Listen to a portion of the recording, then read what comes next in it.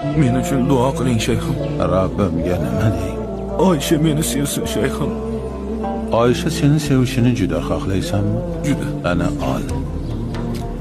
Tonggacha o'gir, zikr qil. Nima dey shayxim?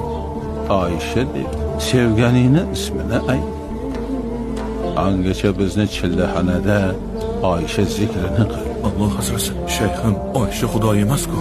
Shuni aytyapman o'g'lim. Tonggacha Oysha, Oysha deb zikr aytsang ham u seni eshitmaydi. Ammo bu olovda, ichingdagi bu to'fonda bir bor Alloh desang u seni eshitadi. Zero insonlar faqatgina ovozingni, Alloh esa qalbingni eshitadi.